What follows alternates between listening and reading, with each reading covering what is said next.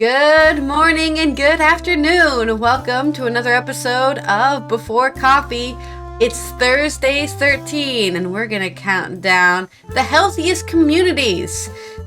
On today's Before Coffee, the father and daughter comprehensive news of Planet Earth podcast, where we look at the news 10 to 15 minutes before we start without any caffeine in our bodies.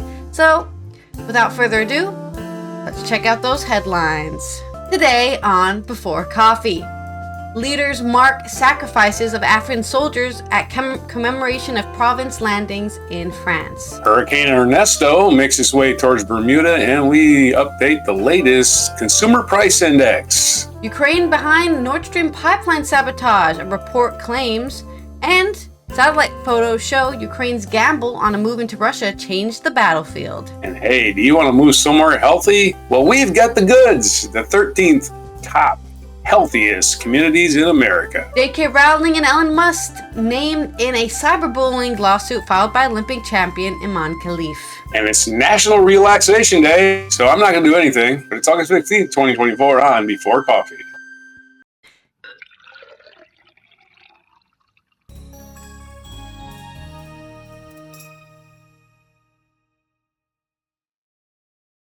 Sleep for a year. Hell yeah. Me too, actually. Yesterday I basically passed out after dinner from a crab crash, I think. But, Oh, wow. let's talk about Hopefully it wasn't high in mercury. commemorating African soldier sacrifices on Le Monde with AFP. President Emmanuel Macron said France forgets nothing of the sacrifices of African soldiers in its colonial army during World War II, as he and African leaders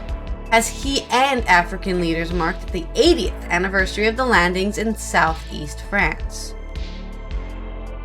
France, on August 15th, which is today, commemorated the 1944 Allied landings in Provence, an event overshadowed by Normandy landings 2 months earlier, but still key to World War II's endgame in Europe.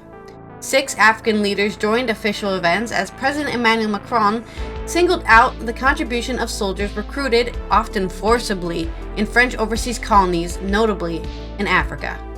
It took decades for France to highlight the crucial role of non-white soldiers in fighting. Cameroon President Paul Biya told on today's ceremony that their effort had been decisive. There would have been no Allied victory without the contribution from the people, without the foreigners, he said. The fight was conducted together to defend the universal values of ideas and peace and justice. Macron added in his speech that when it comes to defending the nation's vital interests, all those who identify as French are called upon to come together. France forgets nothing of the sacrifices of the Congolese, the Beninese, nor the people of Burkina Faso, Mali, Niger, and so many others, he said.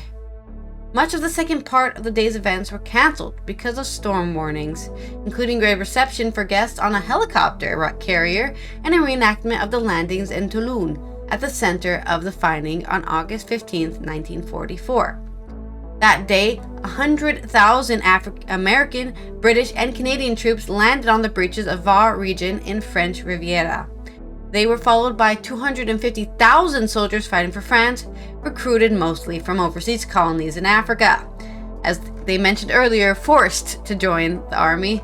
So they were basically drafted as in the colonies, from African colonies, with the aim of recapturing the key ports of Marseille and Toulon from the German occupiers.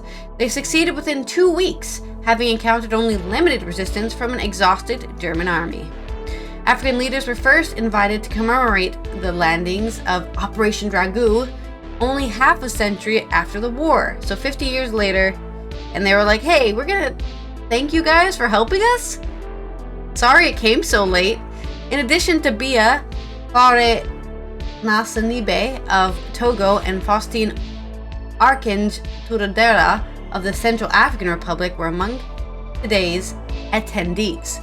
Officials from Niger, Mali, and Algeria were not present, highlighting France's strained ties with those countries. I mean, Algeria, they built train tracks in Algeria, a whole train system in Algeria. And then after Algeria had independence, France was like, well, you owe us some of that money for that infrastructure. You have to pay us now. So I can see why if that happened to me, I'd be like, fuck those guys. What the hell? We'd ask them to build the train tracks to begin with, and then they're charging it for us. Burkina Faso was represented by Tard d'Affaires. The army in the province landings, commanded by General Jean de Lattre de Tassigny, included 84,000 French settlers from Algeria, soldiers from Algeria and Morocco. But also 130,000 soldiers from Algeria and Morocco. So those were not settlers, just colonized people. And then 12,000 from the Senegal and France's Pacific and Caribbean possessions. France had forgotten us, without making up for lost time. Umour Demi, a member of a delegation of former Senegalese infantrymen, invited to the ceremony. Macron's 2019 call to name the streets in France after African combatants has largely gone unheeded, although some French towns remember the African contribution on monuments and memorial sites. Relations between France and its African recruits were fraught. A December 1st, 1944 showdown, when French forces opened fire on African troops who demanded back pay, long cast a shadow over ties. More than 35 were killed. Hey, you need to pay us. We're not freaking slaves over here. A beach landing parachutist planned for later today in honor of the 5,000 Britons who landed there in the night of August 14th to 15th, 1944 was cancelled, as weather services warned of a thunderstorm in the region. Overall, Allied forces suffered some 1,000 deaths on August 15th, 1944, compared to the more 4,400 Allied deaths in Normandy. On yesterday, the 14th of August, a statue of Robert Tyrone Frederick, the U.S. commander of airborne troops in Operation Dragoon, was unveiled in La Motte, the first province village to be liberated. So there it is. They've been giving the African troops their due since, I guess, the 90s, because it was 50 days after the landing that they finally gave them, hey, thanks for being there, man. Totally forgot that 200,000 of you were there. My bad. High five. Yeah. Fist bump. Too bad about the parachute and because of the storm. A lot of the cool things they were going to do were canceled, but Operation Dragoon, taking back southeast France. That's my story. Of course, what other day is it today? Which wasn't on my this day in history, but you know what other day it is today, which is going to relate to our video. It is VJ Day. It was the end of World War II, ended on August 15th. So, but that's not on my day in history. The entire war ended on this day, but it's not on my... Anyway, let's go on to the news stories. Like they signed the paper, or this was the official day that everyone stopped fighting? VJ Day. It was just declared VJ Day. I think the surrender the paper was signed or whatever. 3 or 4 days, or I'm not clear on the details. That's a little bit much for me to look up in just a second. I know we covered it last year. And we're going to cover the inflation report upsets, well, let's forget the headline, but the story is from TheStreet.com, which is a Wall Street paper. That's the street they're talking about, not the street out in front of your house.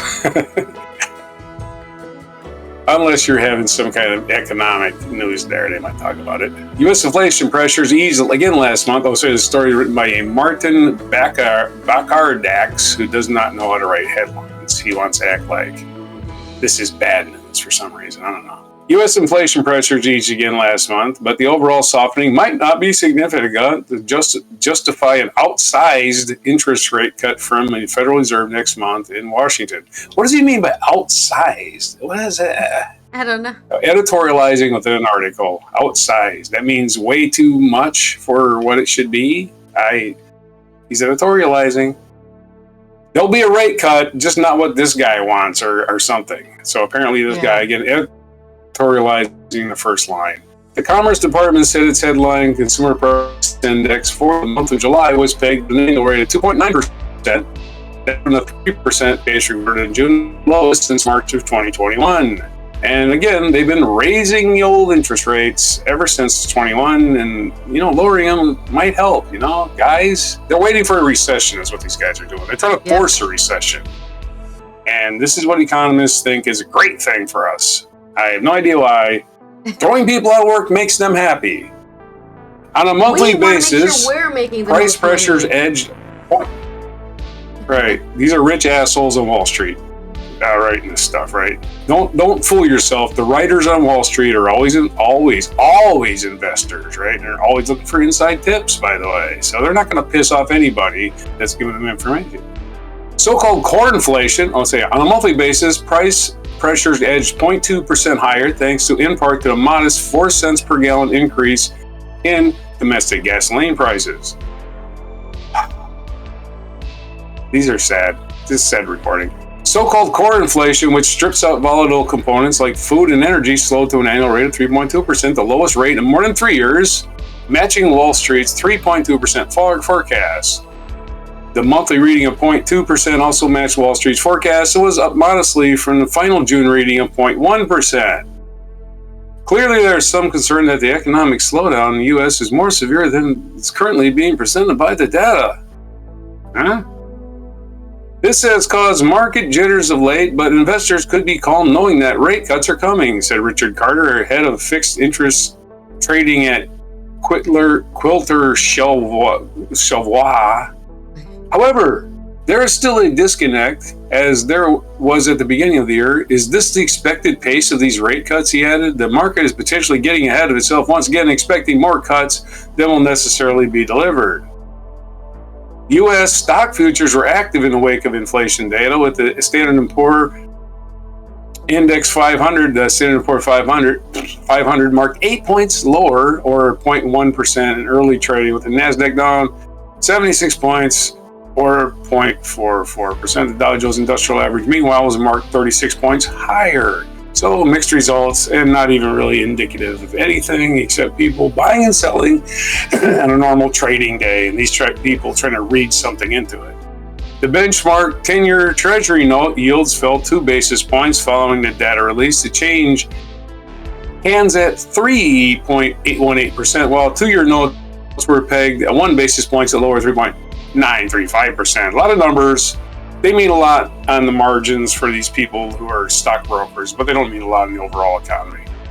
The U.S. dollar index, which tracks the greenback against the basket of 6 global currencies, is marked at 0.17% lower at 102.394. This guy does economic analysis, and then he goes right to the Wall Street and the stocks and how they're currently trading right at this moment, as if the consumer price index was a measurement of last month compared to the month before, has anything to do with today's stock market, or today's stock market has anything to do with inflation. These two things are totally separate from each other. These are just speculating buyers trying to guess what stocks are going to be worth, and CPI or consumer price index or inflation or whatever you want to call it, it's just one of those indicators, and that's it. The CMA Group's FedWatch now suggests 41.5% chance of a 50 basis point rate cut from the Fed when it meets next month. In other words, down from around 52% prior to the data release. The odds of a 25% point reduction are pegged at 58%. So a 25 basis point reduction means 0.25%. So if the interest rates are 6, they're going to lower them to 5.75. That's all that means when they say 50 basis points. 50 basis points would be 0.5%. As long as the inflation data continues to moderate, even if it doesn't hit the 2% target, the Fed will be free to begin a rate cutting cycle starting next month, said Chris Zaccarelli, Chief Investment Officer for an independent advisor alliance in Charlotte. We now believe they will cut 25 basis points at every meeting going forward, unless the data deteriorates more quickly, in which case they may increase the size of the cuts. So at the beginning, the idiot who wrote this article, I won't say his name, but the article said, report upsets betting on big Federal Reserve rate cut. And he doesn't define what big means. He doesn't define what outsized means. But the global markets, are expecting a modest cut of 0.25, which is probably should be the headline. But again, this guy has a bias. I don't know what it is, but he writes it into his story. And on to the hurricane news. Hurricane Ernesto targets Bermuda beginning Friday. This is from the Weather Channel. Hurricane Ernesto, which was named a hurricane just recently, it was a tropical depression until a couple days ago, until it hit Puerto Rico. I think hurricanes just see Puerto Rico and they say, oh boy, I can't wait to just knock out the power there. So Bermuda is next in Ernesto's path. Conditions will deteriorate in Bermuda as soon as Friday afternoon. Hurricane conditions are expected in Bermuda Saturday. Ernesto then could brush or strike parts of Atlantic Canada early next week. The U.S. East Coast will see swells and rip current danger even with Ernesto staying well offshore. Hurricane Ernesto is rated for its closest strike on Bermuda in almost 4 years, then could brush parts of Atlantic Canada. It's after its flooding and damaging winds hammered Puerto Rico and the Lesser Antilles. I bet you, how would you like it if you lived in the Lesser Antilles? Why are we lesser? Why? What did we do wrong? The Lesser Antilles, of course, are like the Virgin Islands, St. Kitts, all them tiny little islands that belong to several different countries. United States, Netherlands, England, all have little islands in that area. Ernesto will remain well up the U.S. East Coast, but beachgoers will need to be aware of its swells generating a threat of dangerous rip currents. A hurricane warning is issued early Thursday morning for Bermuda. This means that hurricane force winds are expected in Bermuda. It is typically first issued 36 hours before tropical storm force winds arrive. Tropical storm force winds could arrive in Bermuda as soon as Friday. I've already said that. Given that all preparation should be completed before these deteriorating conditions arrive. Ernesto's center is forecast to pass along close enough to Bermuda to bring hurricane conditions Saturday. Ernesto will also temporarily slow its forward speed as it approaches Bermuda, meaning its impacts are likely to last through Saturday night, possibly into Sunday morning before it leaves. Damaging winds, flooding rain, storm surge, and battering waves can be expected in the archipelago. Up to 12 inches of rain possible through early Sunday, according to the National Hurricane Center. This will be the strongest hurricane strike Bermuda has experienced in almost 4 years. Ooh, 4 years. Since Paulette did so in 2020. And a lot of people were like underwater. So, yeah. If you're in Bermuda, see if you can get the hell out of there as fast as you possibly can. And, that's basically the only advice I got. I mean, unless you got a really nice boat. So there's your hurricane news. Just continues to update. Its path is going to be running up the Atlantic Ocean until it hits like Nova Scotia early next week. Really? Wow. And by then it'll be weakened, I imagine, because it hits the cooler ocean water. Mm-hmm. Although, as it goes out to sea, we're still getting winds up to... it might strengthen quite a bit. It says winds up to 75 miles an hour by the time it hits Halifax, Nova Scotia, or Newfoundland. There's your weather update. Oh, right. Thanks for Weatherman Raj there, letting us know at least what's going on with the hurricanes, I guess. Pointer. Time for us to cover pipelines and Ukraine's attack or initiative or whatever, invasion, counter-invasion. It's all Ukraine in this section of my bit here. Yeah, it's all Ukraine. This first one comes off Euronews. A report by U.S. Wall Street Journal claims Kyiv concocted the plan to blow up the pipeline bringing Russian gas to Germany in May 2022, citing anonymous Ukrainian military sources. A small Ukrainian crew disguised as pleasure boat crews was behind the sabotage of the Nord Stream pipelines, according to a report by Wall Street Journal. The operation was concocted during a drunken night in May 2022 as Ukrainian military officers celebrated halting Russia's full-scale invasion of the country and were looking to deal another blow to Moscow. the newspaper said, citing 4 anonymous sources familiar with the plan. Nord Stream is a network of pipes running under the Baltic Sea from Russia to Germany to provide Western Europe with natural gas, meaning it provided billions to the Kremlin's coffers. The scheme reportedly cost around $300,000 or 273,000 euros. Honestly, that's not too much. I thought it was going to be way more expensive. It involved a 6-member crew on a small rented yacht. Oh, that's a problem. They should have paid them more to keep their mouths shut, and then we would have this report right now. That's why it was so cheap. Ukrainian President Volodymyr Zelensky initially approved it before U.S. intelligence agency CIA caught wind and asked him to stop. The Ukrainian president ordered a halt, but his commander-in-chief, Valery Zaluzhny, went ahead with the operation anyway. The Wall Street Journal said, the president, we already put all the money and we already set up the job. We're doing the heist anyways. Fuck them. The outlet said it had spoken to 4 senior Ukrainian defense and security officials who either participated in or had direct knowledge of the plot, and that all of them considered the pipelines as legitimate target as it defended itself against Russia. I mean, I'm going to agree with you. As much as it sucked that we were put on an energy crisis because of the pipeline going down, first of all, fuck natural gas. So if they told me it wasn't Ukrainians, it was Greenpeace, I would have still been, yeah, because natural gas sucks and destroys the planet. But second, I think because the Nord Stream pipeline thing happened, I want to argue historically in the 2020 hindsight, it did help put eyes on helping Ukraine because, oh shit, we can't just, help them while giving money to Russia.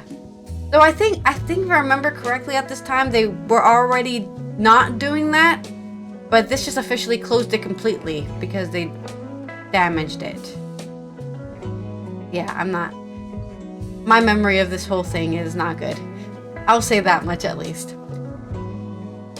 The outlet said it had spoken to 4 senior Ukrainian defense security officials who either participated in or had direct knowledge of the plot, and that all of them considered the pipeline a legitimate target as it defended itself against Russia.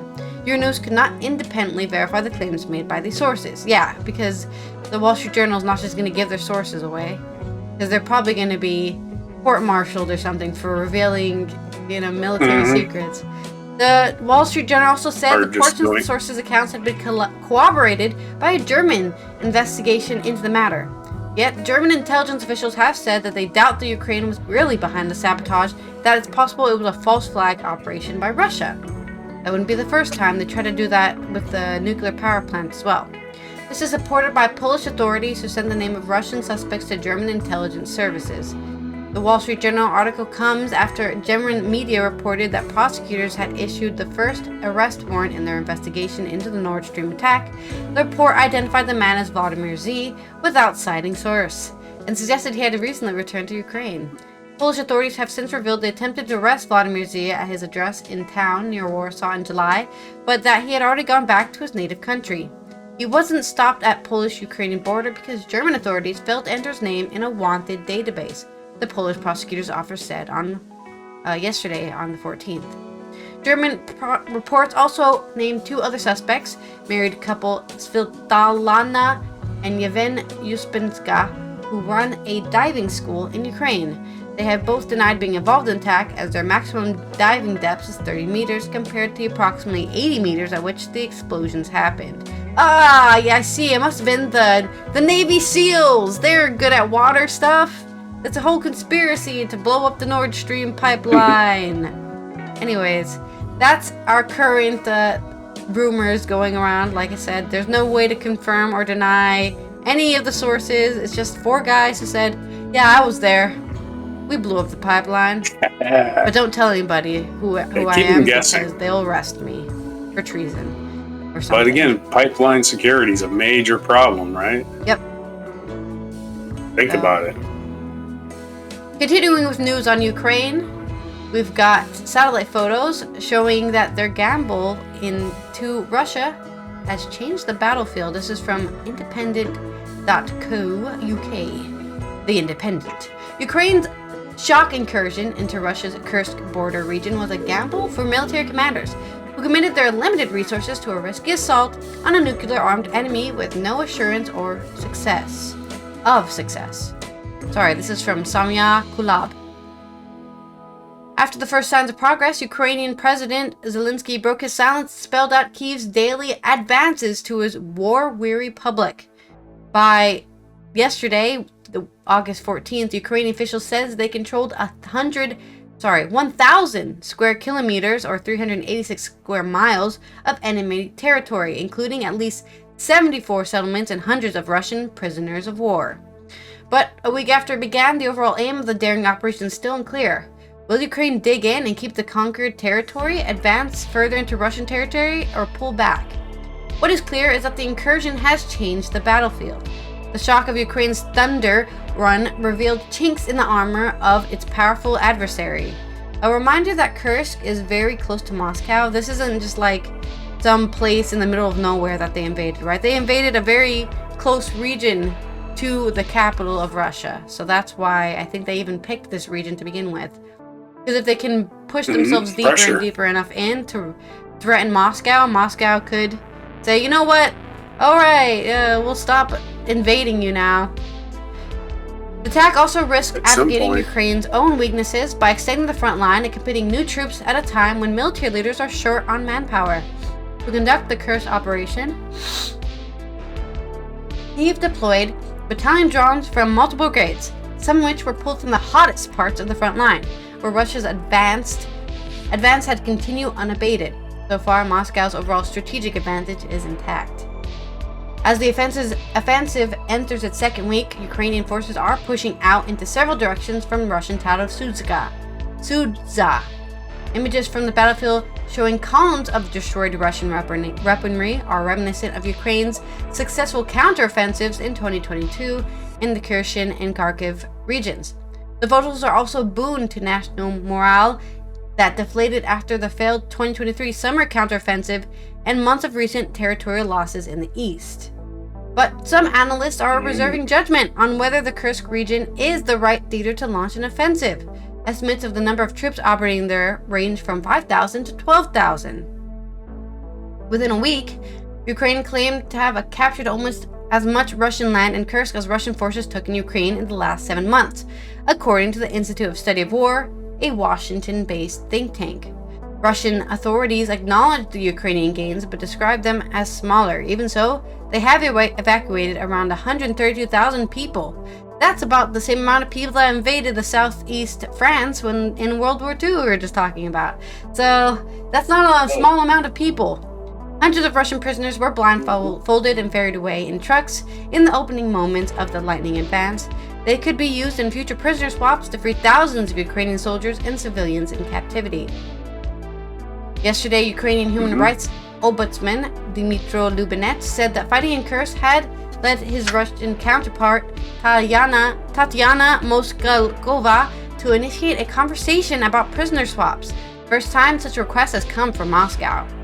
Politically, the incursion turned the tables on Russia and reset the terms of a conflict in which Ukraine increasingly seemed doomed to accept unfavorable ceasefire terms. The strike was also a powerful example of the Ukrainian determination and a message to Western allies that have dithered on allowing donated weapons to be used for deeper strikes into Russian territory. The assault has shown the fear of crossing Russian red lines that could lead to nuclear escalation is a myth, and that Ukraine's battle-hardened military remains a formidable force, wrote Taras Kuzio, a professor of political science at National University Kyiv Mola Academy. Yeah, I think if Russia was going to drop nukes for any little thing, they would have done it already. That's probably about right. President Advisor Mikhailo Podolak suggested that the incursion may also strengthen Kyiv's hand in future negotiations with Russia.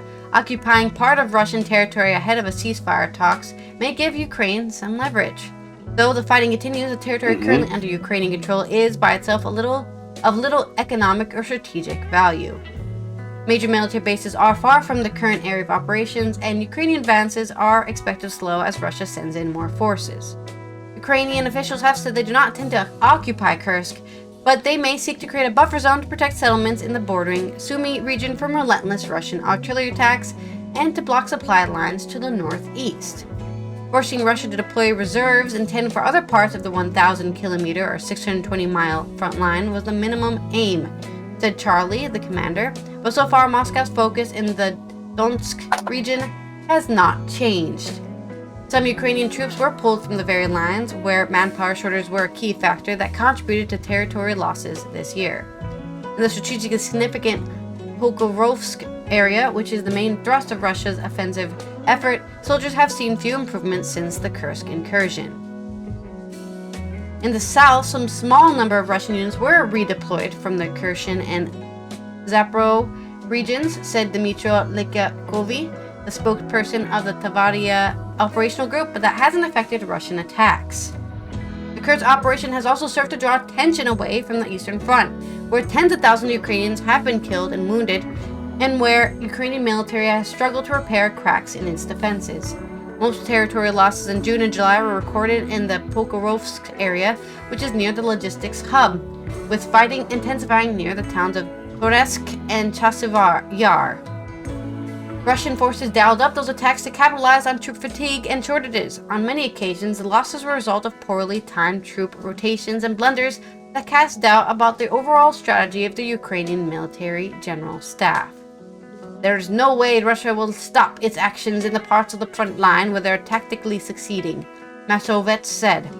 There will be a push and squeeze until the last man is standing, no matter what. But the push in Kursk might force the Kremlin to pull reserves from the parts of the front line that are secondary importance. So that's your news on Ukraine and everything that's happening there. On to your Thursday 13. Okay, so from the horrors of war to how healthy is your community? Not a great segue, but this is a list from the U.S. World and News Report, usnews.com. This week's list is compiled by our new well-being writer, Ann Omosity. Thanks for the list, Ann. All your help. And this is from the U.S. News and World Report. Exploring, let's give the metrics. This is the healthiest community in the United States. And we'll give the metrics on this. This is this is the story written along with this. How well and even how long you live can be shaped by where you live. Local health outcomes are often driven by factors like community's economic performance, the strength of its education system, the availability and affordability of housing, and a myriad of other elements that affect residents' overall quality of life. Knowing how such factors interact to create a healthier community or a sicker one is an important first step towards targeting resources will do the most good. And geography offers a powerful lens through which to focus reform, or locus reform. I don't know how to talk now. The U.S. News Healthiest Communities rankings measure crucial health-related components of society with the aim of empowering citizens, health care leaders, and officials to make decisions about policies and practices that can improve health outcomes for all.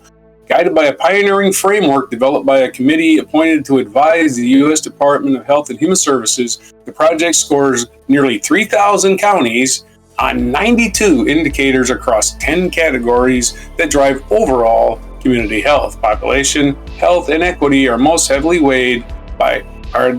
most heavily weighted categories based on the assessments of more than a dozen leading experts on what matters most to a community's health.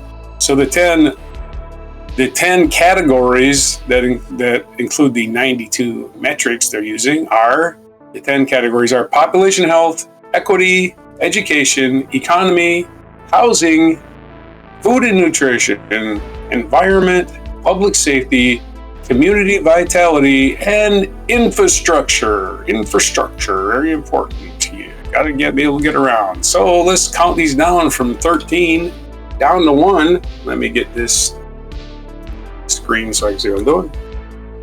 The Thursday 13, and these are counties, and they're not going to give you a whole lot of detail about where they are, but let's just go assume that most of these are rural counties and don't involve cities at all. Number 13 is a place called Pitkin County, Colorado.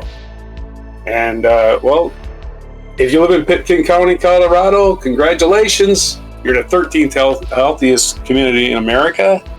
And I don't know what else to say about that, except it's in the mountains. The air's nice.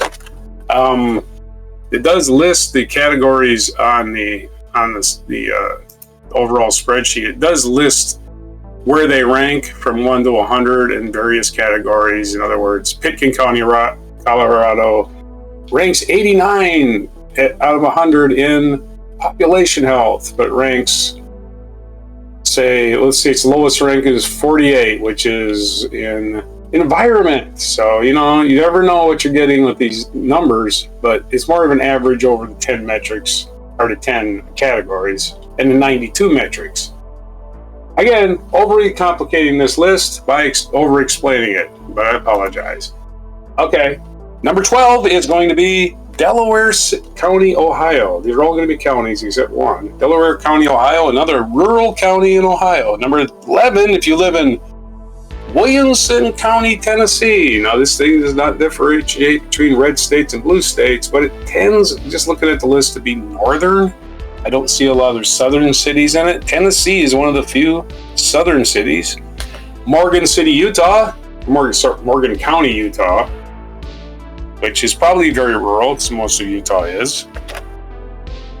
Probably, and Bremer County, Iowa.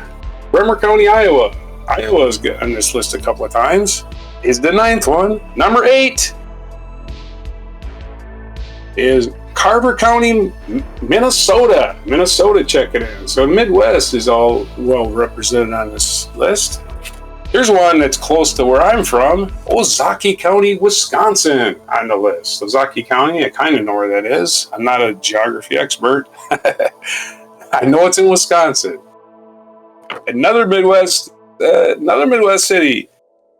Dallas County, Iowa checks in. Iowa is a healthy state, apparently. Maybe you want to move to Iowa. Number 5 At least Iowa has something. Yet Hamilton again, you're hating on Iowa. That's right, man. Lots of corn and lots of health. Hamilton County, Indiana. It checks in the list. It's another Midwestern town, community, I should say. Another county in Iowa, Sioux County, Iowa, which might include Sioux City, Iowa. I'm not sure. One of the bigger cities in Iowa on the South Dakota border. Douglas County, Colorado, another Colorado's town checks in, county checks in at number 3 as we flying across the middle part of the United States.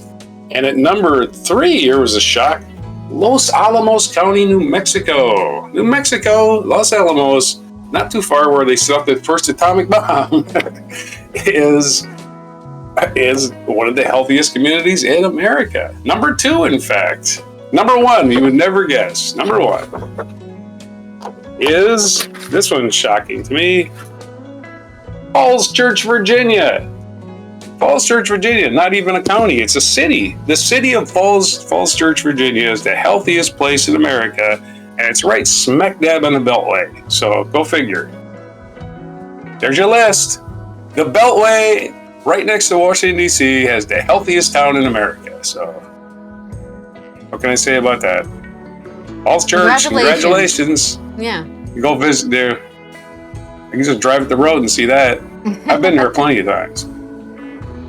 I guess if you need a place to live and you keep on saying, "Oh, I can't move to Canada or to Europe," I guess move there and maybe your life will improve. The cost of living is probably pretty high. Falls Church is where Interstate 66 meets the Beltway. That's where that is. And 66 just goes west out towards Dulles Airport. But they got a nice metro system there. Hey, that's something. No. Yeah. Yeah. Pretty Back good. to you. Okay. Yeah. Let's go ahead and get into our culture news now.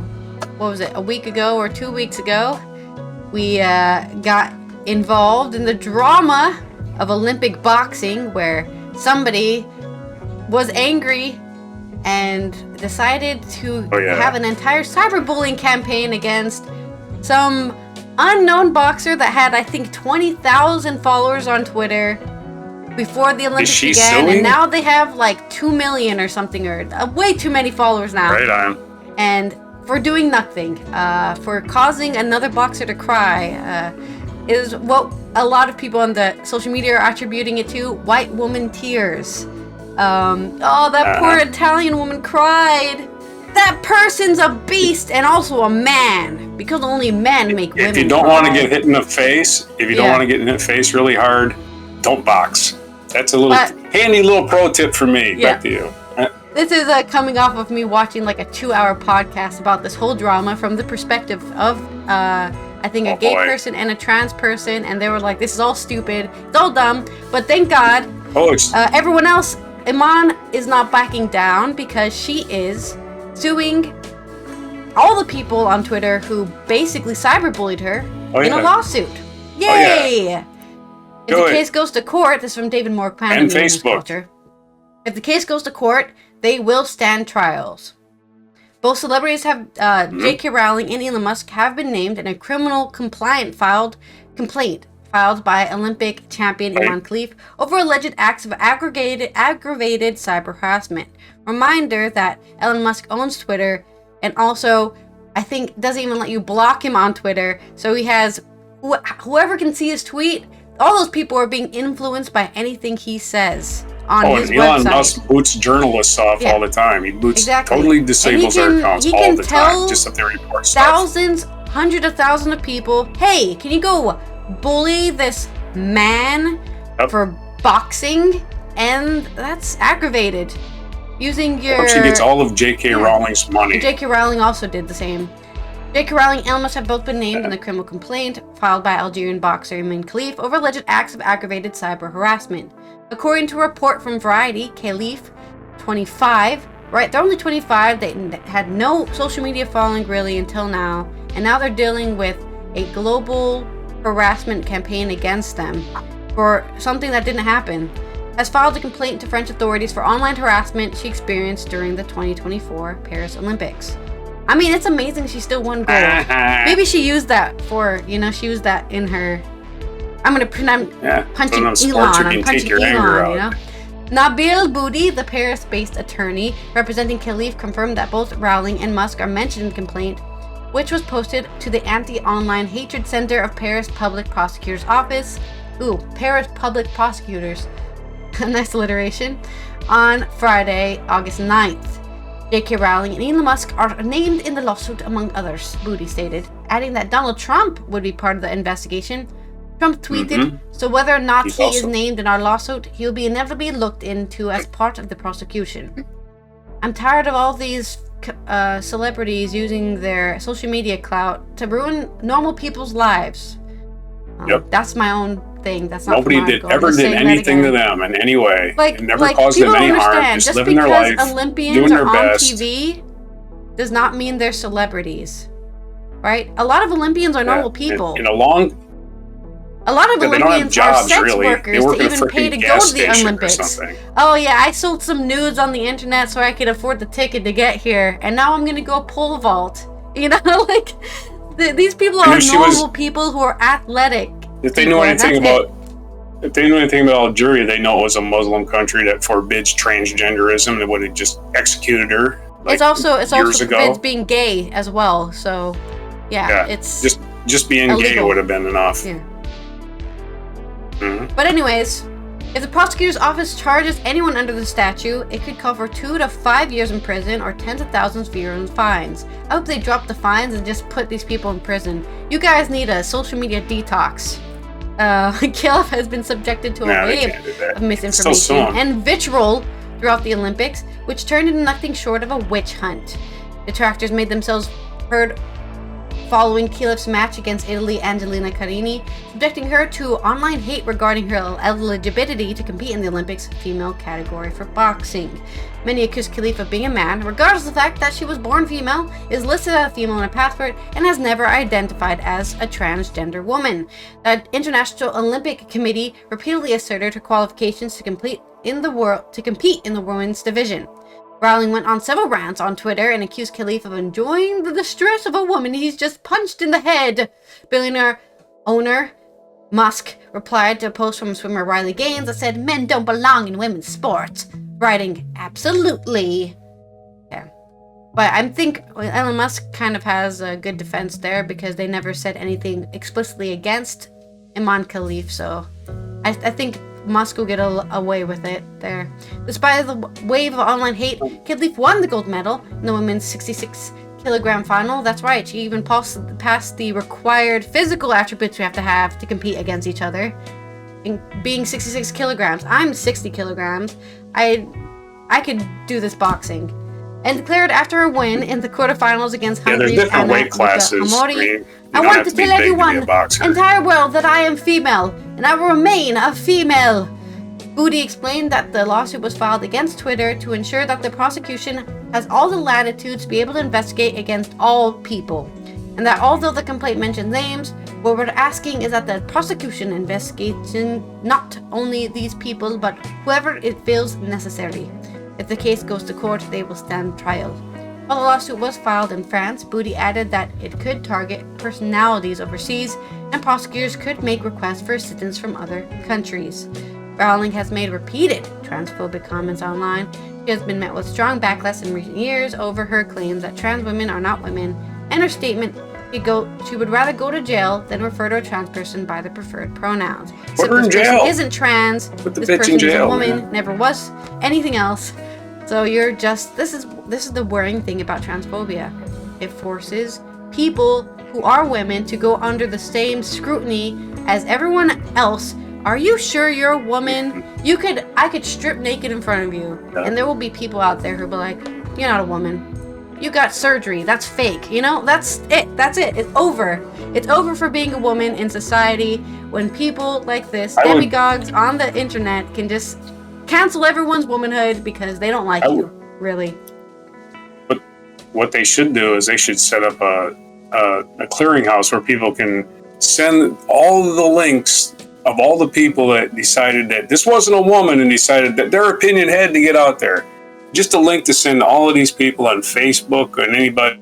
She can sue all of them. All of them. Take all of their money, even if they're poor. Stop trying to slander people. What does it get you? Libel. It's liability. It's libel. Does it make you feel important? You're ruining libel people's and lives. Slander. It's total. Also, the great thing about the this one's done nothing to you. The great thing about J.K. Rowling being in the UK is that they actually have very pro. What is the word? I had the word in my tongue and now I lost it. The person who puts up the case, the lawsuit, the plaintiff. The UK is on the plaintiff's side when it comes to libel law. So if they want to say J.K. Rowling ruined my life, they have way more of a foundation to stand on than J.K., who will be the defender. So they have to prove that she wasn't trying to do it. Yeah. In March, it wasn't like J.K. Rowling was minding her own business and somebody came along and started pummeling her in the face. Nothing happened to her. She needs to pay. In March, she needs to fucking pay. I'm serious. Why don't people get away with this shit? Complaint against Harry Potter author citing transphobia. In May, she appeared in publication The Women Who Wouldn't West, a collection of more than 30 essays and photographs from women in Scotland who came to be the front line of battle for women's rights. In the essay, Rowling hits out a double standard of friends who have rushed to criticize her views on transgendered rights, saying she had been surprised by colleagues who had condemned her views in public, only for them to email her privately to remain friends. As for Musk, ever since his takeover Twitter earlier 2 years ago, false and misleading information as well as hate speech have spiked on the digital forum. He has faced wide criticisms for firing too many people who policed misinformation when he took over in October 2022, from civil rights groups for allowing more harmful and abusive posts. So Twitter hopefully will finally... I got an idea for a fundraiser. Get some punishment for that. Sorry? I got an idea for a fundraiser for charity. Let's have a boxing exhibition. First round, she takes on J.K. Rowling, right? And just beats her to a pulp. And then the next round, she beats the pulp out of Elon Musk. I'd pay to see that. I think I'd pay double to see that. I have to agree with it, too. Because you know those fuckers can't fight. Never That's why they're hiding behind the keyboard. In the boxing ring, 1, because she's not a boxer, and 2, because she believes Khalif is a man, so she would never fight her. And I Well, I'm do, saying, yeah, I do want to read some put your comments big here mouth from where your the article.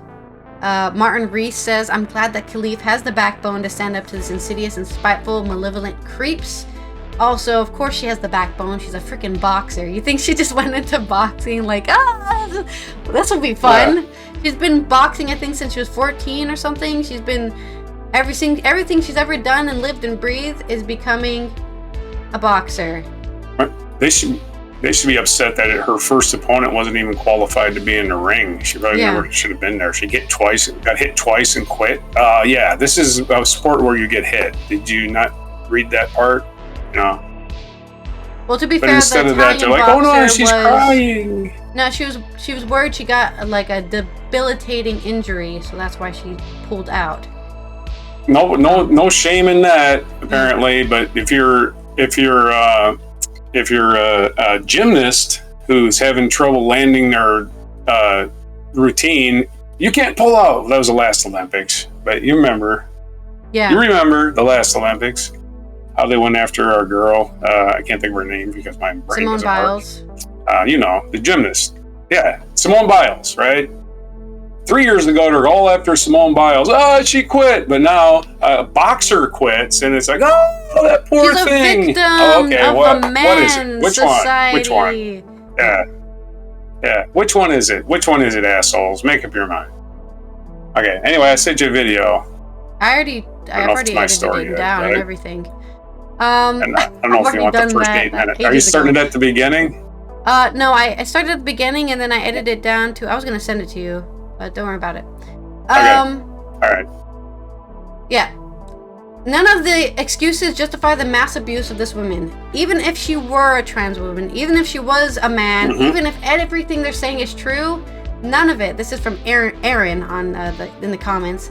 None of this excuses mass abuse of anybody. You're not allowed to do that without any, especially when you're ruining somebody's life, right? This could ruin her life. It's not allowed. That's why they have laws against cyberbullying, because you're ruining people's lives.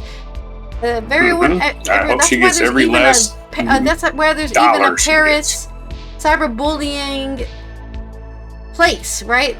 This has been a problem probably even before to the 2000s. This has been a problem. People just using their anonymity. In this case, they're not even using anonymity. That's J.K. Rowling. There's no question about it. That's her. And she's using her presence on the internet to bully random people who don't even know who she is. You know, like, who are you? Why are you bothering me? Leave me alone. Go into your little corner in Scotland somewhere and shut up. Anyways, that's our story. Let's go into this day in history. Apparently, Jake Paul has apologized. Yeah, a lot of people involved themselves in bullying this poor woman who just wanted to punch people in a ring, get a gold medal, and go home. And that's all she wanted to do, okay?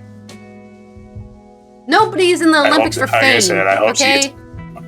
I hope she gets all their money. I hope she gets all their money. You don't get into the Olympics, become some celebrity, okay? You go in there because you're like, I can do this. I want to win gold and prove that I'm the best. You know what? I'm really good at boxing. Maybe I can be an Olympian. Yeah. Follow your dreams. Follow your dreams. Oh, wait.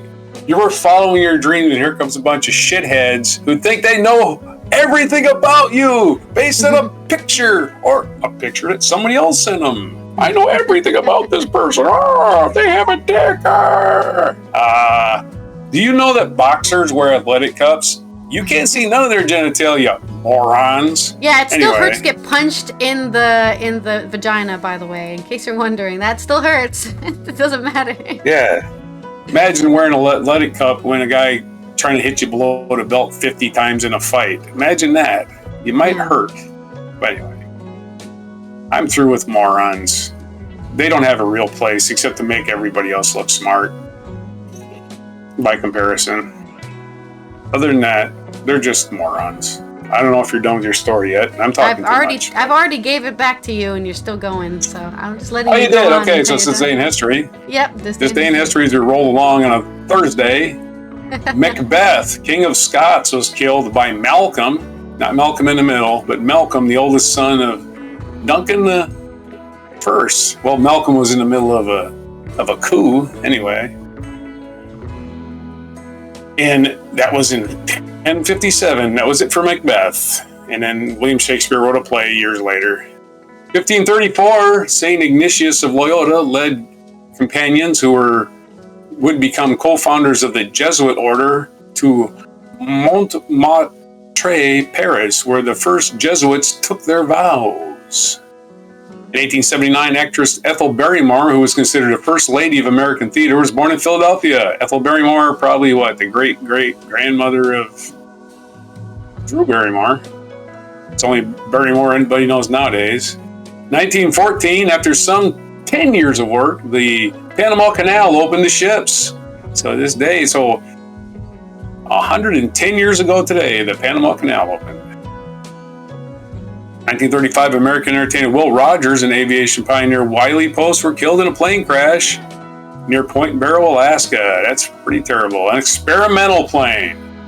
Oh. If anybody asked you to get on an experimental plane, you might want to think twice. I'm just saying. Only crazy people get on experimental planes. 1948, Syngman Rhee announced the establishment of the Republic of Korea, which we now call South Korea. In 1960, the Republic of Congo gained independence from France. Congratulations to the Congo. Happy anniversary. 1971, Bahrain proclaimed independence from the United Kingdom. Just independence breaking out all over on August 15th. In 1979, after troubled production, Francis Ford Coppola's Apocalypse Now was released in theaters and became a film classic noted for performances by Marlon Brando and Robert Duvall. Well, you're leaving out Martin Sheen. Martin Sheen was the star of it, even though he didn't have the best lines. Robert Duvall's character, famously, and they quote it, "He loves the smell of napalm in the morning." 1998, a car bomb exploded in Omagh, Northern Ireland, killing 29 people and leaving more than 200 injured. The Real Irish Republican Army, an IRA splinter group, claimed responsibility for the bombing, which was the deadliest attack in Northern Ireland since the eruption of violence there in the late 1960s. So in 1998, Northern Ireland still a war zone. 2013, scientists in the Smithsonian announced the discovery of Olinguito, the first carnivore species to be discovered in American continents in 35 years. The small arboreal animals live in the cloud forests of Colombia and Ecuador. So a small carnivore was discovered. The Olinguito.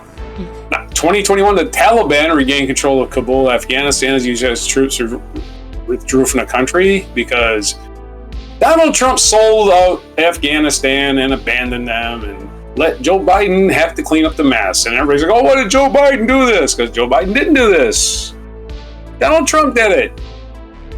In August of 2021 was the day that was the dates that the Trump administration negotiated for U.S. complete withdrawal from Afghanistan.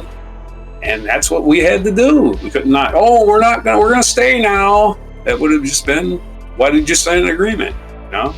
Anyway, Trump screwed over Afghanistan and let Joe Biden take the fallout. What a piece of crap. And this day in history also, a featured event, 1947, independence for India. That's right, more independence. After 3 decades, the Indian independence movement led by Mahatma Gandhi achieved its goal on this day in 1947 as a free and independent India was established, ending nearly 200 years of British rule. Now get your shit together, India. You're overheating the planet.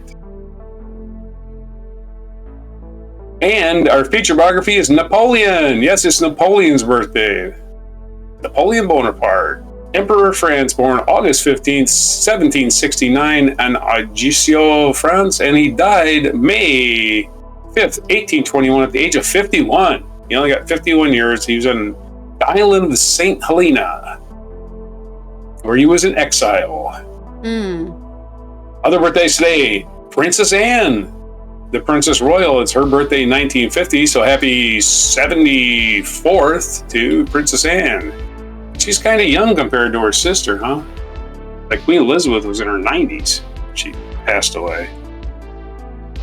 But Princess Anne much younger.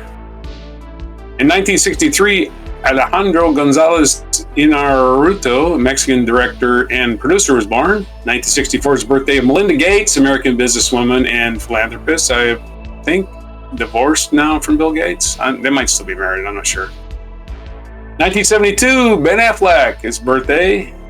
He was born, so happy 52nd birthday to Ben Affleck. You know, the guy from Matt Damon's pal. From Good Will Hunting. He was you Batman. Like apples? He was Batman. That's right, he's Batman. But he's from Boston, so you like apples? How about them apples?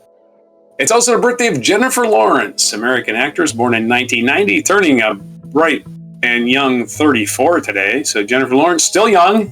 34 is not old by any means, at least not compared to me. So those are your birthdays today. And what national day is it? It's also, by the way, they don't have it on their stinking calendar, but it's actual VJ Day. 1945, the Allies celebrated a victory over Japan after the armistice and the hostilities ceased the day before. So it's VJ Day plus 79. It's other days it is today besides VJ Day. It's National Relaxation Day, which I'm going to do in like 5 minutes.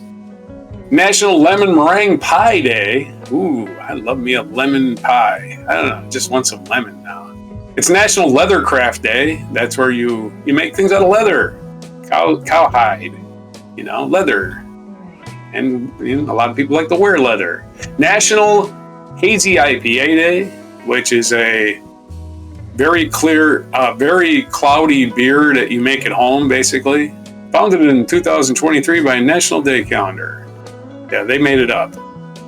And Sierra Nevada Brewing Company. Actually, Sierra Nevada Brewing Company had a hand in coming up with National IPA Day. So, homebrew beer, basically. And those are your days for today, on August 15th, 2024, on Before Lemon Meringue Pie. The meringue. Lemon meringue. It's spelled meringue. Alright, this has been Allison here from the Netherlands, hoping you have a good Victory Day celebration. I know most of us weren't alive to were even a thought in our parents' mind when the people were being, rained down upon by air raids and all that kind of stuff. But it's still good to celebrate the triumph of, I guess, democracy against fascism, I would argue, for sure. Mm-hmm. Let's keep doing that, guys. Let's keep fighting fascism. Don't let one guy tell you what you're allowed to do in your entire life. Tell them, down with fascism. I don't have to do that. Fuck you, and get out of my personal life. I hope That's you right. guys had a good, found some good places to move in the United States, I guess, for our Thursday 13. Tomorrow will be our Friday news dump, which means that you can also participate in the show. You can comment down below or message us on social media. Some news stories you think we should have covered this week. They have to be from this week, I'm pretty sure. Anything we missed that you want us to talk about, just let us know for the Friday's news dump. Other than that, I hope you have a good one. And here is our mic. Oh wait, don't forget to subscribe, turn your notification bells, and like the video. And now, here is our mic drop moment.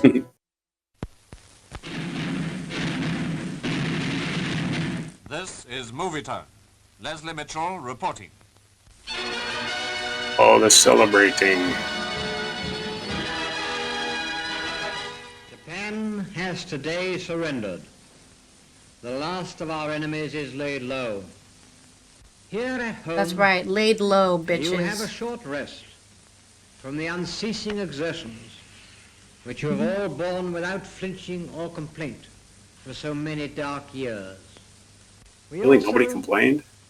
think at this time especially of the prisoners in Japanese hands, of our friends in the dominions of Australia and New Zealand, Yeah, they still had to get the prisoners of war in back. Burma, and in those colonial territories about whom the brunt of the Japanese attack fell.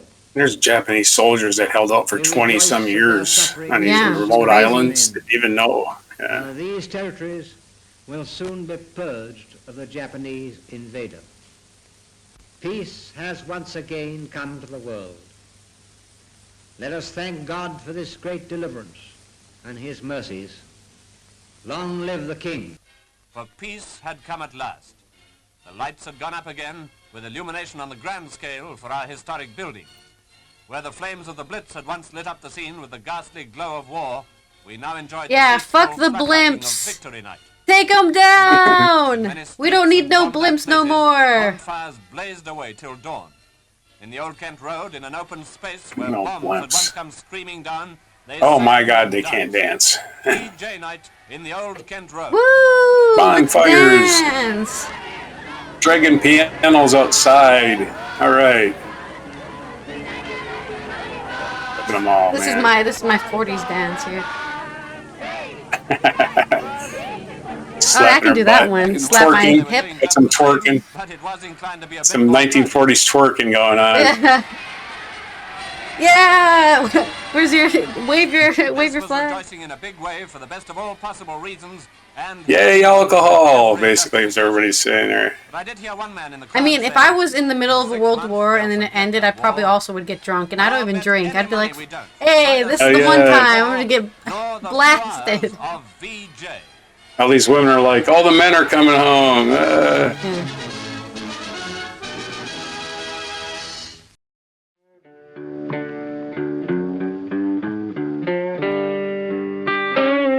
Be sure to hit the like, subscribe, and notify buttons, and follow our other channels, Toxic Alley, History of Gravy, and Scratchy Old Records.